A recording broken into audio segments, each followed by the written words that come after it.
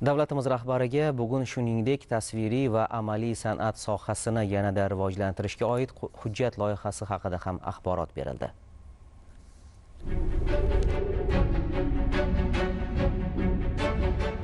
Millatning qalbi uning san'ati, ruhi bunda tasviriy san'at. Aslida tasviriy va amaliy san'at har bir elda davlat qadrini, xalq yuzini, milliy g'ururni ifodalagan muhim ma'naviy usullardan biri deb qaralishi lozim. Ammo vaqtlar bo'ldi bu soha jamiyatda eng e'tiborsiz, eng kam himoyalangan qatlamga aylandi. Yurt tarixi, ongi va orzusini bo'yoqda, shaklda, chiziqda so'zlagan fidoyi insonlar o'z yurtida e'tiborsizlik soyasida yashashga majbur edi. Ularning vatanga muhabbat, e'tiqod, fidokorlik bilan to'la olami jamiyat ko'zidan yiroq, davlat siyosatidan uzoq qolgan kunlar juda ko'p bo'ldi. Devorlarda asarlar ko'rindi, ularning mualliflari esa devor ortida. Ko'p yillar davomida tasviriy san'at ruh quvvati deb gapirildi, ammo ana shu quvvatni yetkazib beruvchi haqiqiy ustalar, rassomlar, miniatyurachilar, haykaltaroshlar, amaliy san'at ustalari na e'tibor ko'rdi, na imkoniyat. Qabul qilingan qarorlar qog'ozlarda qoldi. Ustalar esa turmush g'amida ko'chada kun kechirgani ham yodimizda. So'nggi 40 yil mobaynida maktablar eskirdi, ko'rgazmalar zali huvilladi. Yoshlar esa bu sohadan yuz o'girdi. Eng og'ir va alamlisi ijodkorga bo'lgan ishonch yo'qoldi. Bugun o'sha qariyb 40 yil davomida aytilgan kun keldi.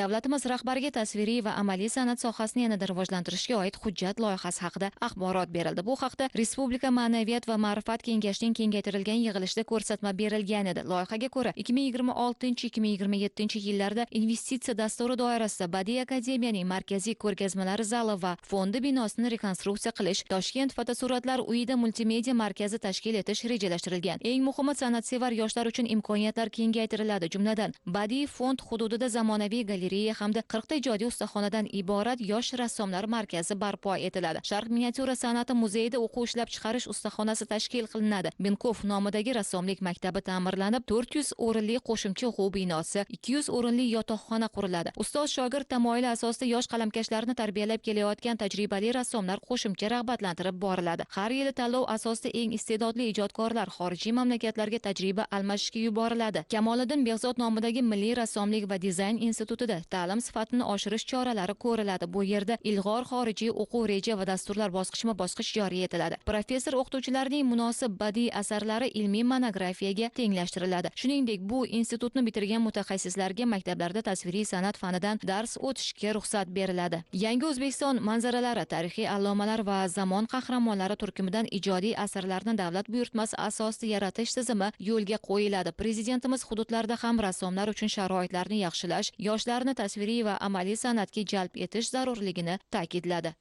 Bugun O'zbekiston Badiiy akademiyasi umuman O'zbekistondagi yashab ijod qilayotgan rassomlar uchun katta bir tarixiy kun bo'ldi, chunki hurmatli prezidentimiz O'zbekiston Badiiy akademiyasi tasviriy va amaliy san'atni rivojlantirish bo'yicha tayyorlangan qaror loyihamizga qo'l qo'ydilar.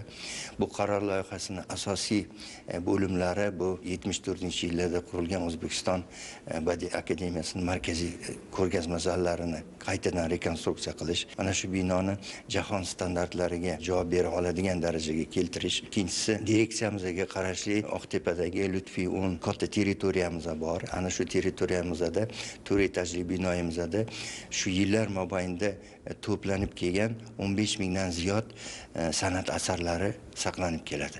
Lekin ularning saqlanish darajasi bugungi kungi talablarga umuman javob bermaydi. Shuning uchun mana shu joyda rassomlar shaharchasini tashkil qilsak, 40 ta yosh ijodkorlarga ijodiy ustaxona ta'minlash. Yonida alohida galereya quriladi. Ana shu galereyada shu atrofda istiqomat qiladigan o'sib kelayotgan yosh avlodlar uchun usta shogird maktablarini tiklaymiz. Qolaversa ko'p rassomlarimiz ana shu joyda o'zlarini shogirdlari bilan shug'ullanadigan maskanga aylantiramiz. Va qolaversa rassomlar uchun ana shu joyda ularning asarlarini sotadigan art salon, qolaversa turistik bir marshrutiga kiritish oldimizga qo'yilgan edi. Mana shu narsani loyihada ko'rsatdik. Undan tashqari yillar mobaynida Kamoliddin Behzod nomini abadiylashtirib, mana shu muzeyimizga Kamoliddin Behzod nomi berilgan. Muzeyning yoniga qo'shimcha bino quriladi. Ana shu binoda xattotlik uchun qog'ozni ishlab chiqaradigan bir ijodiy ustaxonalar tashkil qilinadi. O'ylaymanki, o'sib kelayotgan yosh avlod uchun o'sha ota bobomizdan meros qolgan mana shu san'atimiz ham o'z rivojini topadi. Undan tashqari Pavel Petrovich Binkov nomidagi maktabimiz bor. Mana shu maktabimiz binosini umuman kapital rekonstruksiyadan chiqarish. Qolaversa o'shani territoriyasida yana 600 o'rinli o'quv binosi qurish, 200 o'rinli yotoqxona qurish ham ko'zda tutildi. O'ylaymanki, bu tarixiy qaror. Prezidentimiz o'zlari san'atni yaxshi ko'radilar. Tasviriy san'atni juda yaxshi ko'radilar, yaxshi biladilar. Bu e'tibor bizdan nafaqat mana shu yaratib berilgan sharoitlardan foydalanish, qolaversa o'zimiz ustimizda yaxshi ishlash, yaxshi ijod qilish, qolaversa mana shu yurtimizni ko'proq jahon oldida tarannum etish talabini qo'yadi. Mana shu talabni yuqori darajada bajarishga hamma rassomlarimiz bel bog'lab harakatga tushishadi.